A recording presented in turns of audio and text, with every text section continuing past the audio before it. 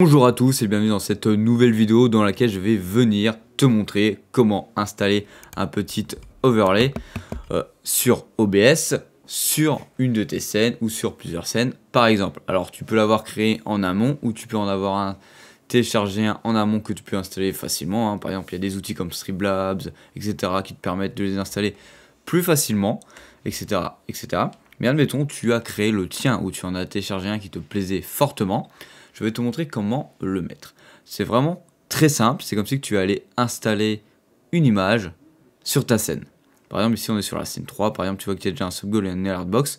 Bon ça si tu veux savoir comment on fait, tu auras des vidéos déjà sur la chaîne dédiées pour aller le faire. Nous on va venir cliquer sur plus et tu vas aller chercher pour mettre une image. Voilà, une fois que tu vas cliquer dessus, tu vas par exemple nommer celle-ci. Alors on va mettre caméra overlay, voilà. Hop, ça va être le contour de la caméra qu'on va avoir autour. Je vais parcourir dans mes fichiers pour aller le chercher.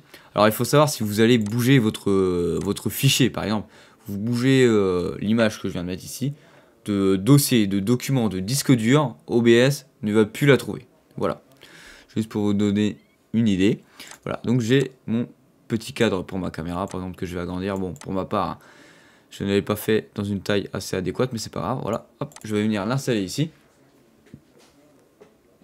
Hop, mon overlay est directement mis. Maintenant, j'ai plus qu'à mettre en dessous, comme si c'était un système de calque, par exemple, ma caméra. Mais moi, je ne vais pas la mettre ici. Je vais mettre par exemple une capture d'écran.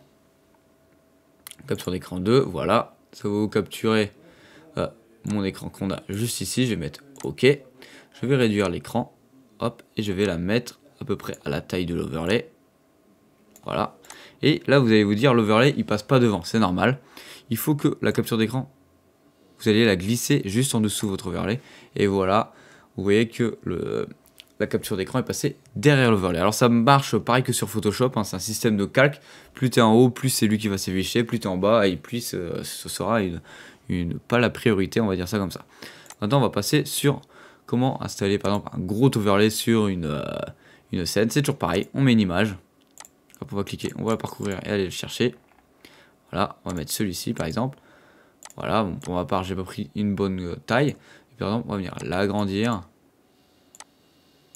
Hop, on l'agrandit pour venir le mettre. Alors moi, pour ma part, c'est flou, c'est normal, car je diffuse pas en 1080, mais je diffuse en 2K, en gros en Quad HD sur YouTube. Donc j'ai une définition, en tout cas une taille d'écran qui est beaucoup plus grande que la norme. On va dire que normalement pour du 1080, ça va être ça comme taille.